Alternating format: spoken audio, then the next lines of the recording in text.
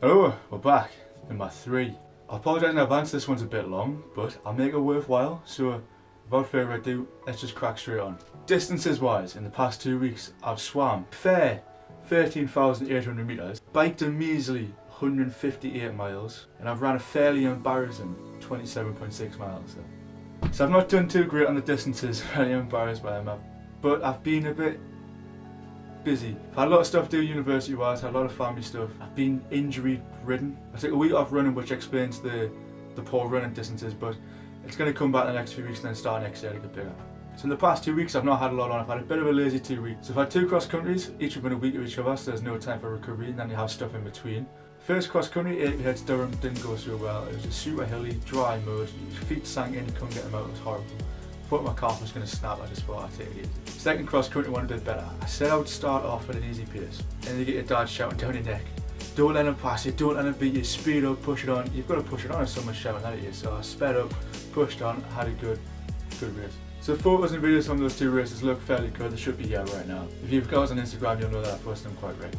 I've also done a few cycling trials for my mate Josh. So he's doing his dissertation involving cycling. So what it involved basically is cycling to exhaustion, doing some muscular product testing, then doing 4K time trials. Should be links down below to those videos. If not, it's because I haven't put them online yet, but they will be online soon. As you can see, it was just cycling till exhaustion, getting on a chair, doing some isometric contractions, see how much muscle product you can push out, and then you get electric stimulus, see how much more you can get out. I will write in the video description the protocol of those tests, so they're not too complicated, but hopefully I'll do them so that anyone understands them. So those basically the last 2 weeks, not too exciting. Well, to me the way to you will not be. Training wise, bit crap, but it's room to improve on. So it's that time to recap Barcelona Ironman 2014. Now it's something that I've kind of looked up to since, and quite a big thing for me, so this video means a lot, so if you're going to watch it, please do. Basically, the idea was Dad signed up because he wanted to do an Ironman for his 50th, so Barcelona was it. I was meant to do it, but things got in the way, and then prices rose and just couldn't do it, so that was me a bit down the dumps about it, but I loved the experience I had with it. So we landed on the Thursday, because they drove over, parents drove over, we flew over, we landed on the Thursday. Race on the Sunday, so I had plenty of time to prepare, look around, get a look at all the athletes and the professionals, see what it was like. Friday morning was registration, we went down. Things were just starting to get set up, so the finish and shoot wasn't ready, but you could see the transition, the finish line, the finishing tents, the expo. It was all there, set up, ready to go. Got Dad registered and we had a look at the expo. If you ever go to Ironman event, it's just a city, you'll love it. You've got to take a credit card though, because you will spend money. So we went to the Welcome Expo, it's just a mile long. At this point there wasn't a lot of athletes there, so not everyone had turned up yet. It was a Friday, it was just registration. So it wasn't starting to look like an Ironman, especially with the finish and shoot not ready.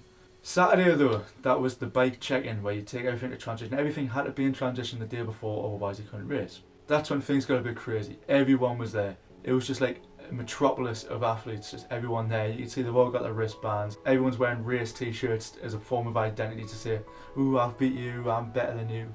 It was quite cool to see, and you meet people from England, different countries, they have their own little story. So we got the bikes checked in, we went and had a look around, we had a look at transition. It was totally awesome, the setup and meeting all the people, seeing everyone there, excited looks on their face. It made me buzz and I wasn't even racing. But it comes to the 5th of October and it's race day. We're all up at 5:30, get Dad ready, get him prepped, psyched up. He made his breakfast, but there was one problem. Torrential downpour. Killela had just become one big waterfall of streams, landslides, rivers. It was mad. You could hear the lightning and it was thunderous, it was horrible. So it was decision time. We were debating, is the race going to be called off? Is it worth racing? But Dad had his wetsuit on. He said, regardless, I'm walking down. So he walked down in his wetsuit. I had a raincoat on, shorts. We're all decked out and we're waterproof. So walking up, and you could see people warming up, getting ready, thinking what's going to happen. So walked in the beachfront and Dad goes and gets warmed up. Time passed on. It was coming to the start time for the race. We heard an announcement by the race organisers and announcers that the time had been pushed back by half an hour. We didn't know at this time there was a landslide on the road which was about to call the race off, but they've got to clear it in time. So time's ticking and ticking away. The elites go. Now it's Dad's turn. Now we've said we're good looks, we're hugs, wished him all the best, and he's there. I'm nervous for him and I'm really excited because you can see them lining up on the start line. And you hear on starters orders. And then bang, he's away. Now my heart was thumping for him, he's in the fight. It was the wash machine effect, it was amazing. But after that, you had to race along to the beach to see them come out of the water. I was the first one there in the water to swim out. I had a good position. I wasn't going to let anyone get in front of us. But an hour later, people started coming along and it really was just getting so busy. I had to fight for position because this lady said she deserved a spot because she had kids. I was like, no, I was there first, it was my spot. Should have got here earlier. Eventually Dad came out of the water, it was quite cool to see him. Did quite well, to be honest. I did better than I expected. Sorry, Dad. But from that point on in the day, I just knew I was going to be the best spectator all day. I went along, met Mum and brother because I knew Dad was going to be out for some time on this 112-mile bike course. We went and got something to eat. Now here's where the day got good. We had a couple of beers on the roadside by the campsite where the cyclists were going back and forward. I perched myself on a wall and I couldn't stop screaming at people. I was shouting and screaming. I had a t-shirt on the pole as a flag and waving along. Then the Ironman official photographers came along, they were taking photos of us, videos of me, and I had no voice within minutes because I was just non-stop screaming. I got blisters from the Ironman cowbell. It was just an amazing experience to see all these people rushing by. Granted, they weren't pelotons. Sorry, Ironman. The Dad comes along, get on my videos, we're screaming at him. He must have got a fright when he came past us because we were screaming at him. We've seen him head round us for a lap ahead towards the run course. The run route is a great route along the promenade because it's straight out and back 4 times. Along each spectator, you get to see them and high-five them, you can even stop and cuddle them if you want to. I won't be. I was the best spectator there as well. I was looking for their name tags, I was shouting their name, I was high-fiving, saying well done, go on you go. Photographers again taking photos of us there. One guy from Merseyside tryout, I kind of hunted him down. I thought it'd be a good idea to throw a sweaty sponge at his. I caught it like that, in my face, all the sweat just everywhere. It was disgusting. But I think we were the front people for spectators in Ironman. We really were enjoying it. It was a good day, I loved it, and I would do it again. Even though I'm racing it next year, I really wish I was a spectator because this is such good fun. If you ever go to a triathlon, don't be boring. You've got to shout at them, you've got to scream at them, give them all your best. But Dad comes round, he's starting his 4th lap and he's about 10 kilometres away from the finish, and we knew that's time we've got to start hitting the finish line. They had bleachers set out on the finish line and we knew we weren't going to get to the front row straight away, so we started heading off. Mum went somewhere else to watch him come in, whereas me and Gavin went to the bleachers. It was a weird setup, no one was sitting on the chairs, they were all standing up in the aisles on the chair, and as soon as one person left, someone else wanted their spot. So it was going to be hard work to get to. So after about half an hour we started getting down towards the front row, and eventually a spot opened up. Gavin jumped in it, and Gavin's not the smallest of people, so that gap was taken up, but I squeezed in next to him, and there we were on the front row. Just in the nick of time to see Dad come running down. Now, you may think it's easy to spot someone in that light, but it's the hardest thing ever, especially if you're going to be a racer. We were shouting and shouting and shouting, he just couldn't hear us. And you can see in the video, if you go to my official Shiel Ironman video, he just didn't turn around that far enough and he just couldn't hear us through the noise. But being amongst all that crowd, it was just an amazing experience. So Dad's finished, he's had his photos done, he's getting his medals, and he's starting to just gather in his emotions. So we head off out the bleachers, and as soon as we leave, there's just a rush of people getting in to take our spot. Now I was in such a hurry to go find Mum and Dad that I didn't tell Gavin where I was going. So the only thing I could think of to do was hold my hand in the air. Luckily he saw it and knew where I was. So I met Mum and we started walking towards the finisher's tent. As if by magic, there's Dad in front of us. Now I had this idea to let Mum give him the first hug. I thought, it'd be monumentous and nice for Dad. No, I give him the first hug and well done, couldn't help it. So there he is, Shiel's an Ironman. Now to do all these triathlons alongside him, go through this journey with him, for me, I don't think I'll ever say anything as greatly as that.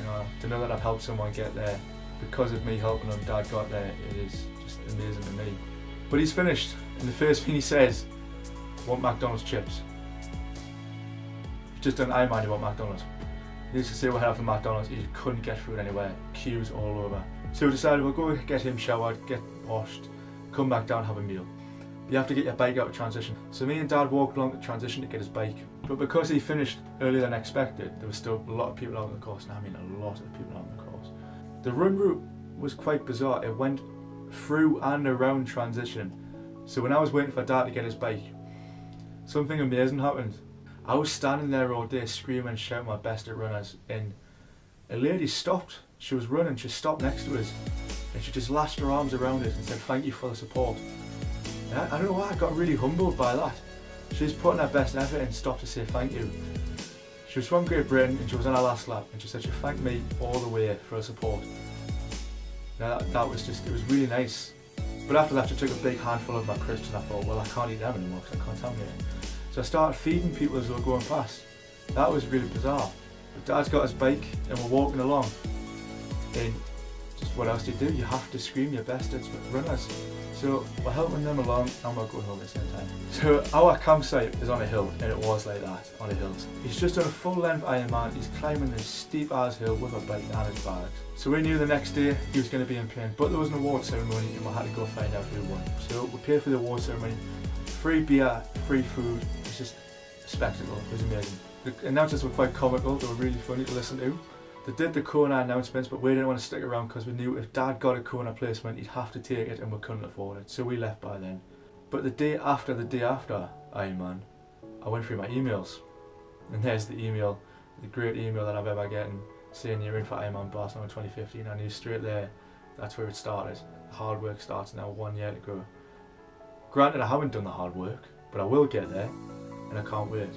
So we fly home and I'm starting to recap it, how I felt about Ironman. And you know, I've been at the Paralympics, I've been at the Commonwealths, but just being there, knowing that my dad was competing, I think it's the best sort of experience of sporting event I'll ever come to, until I do mine, that is.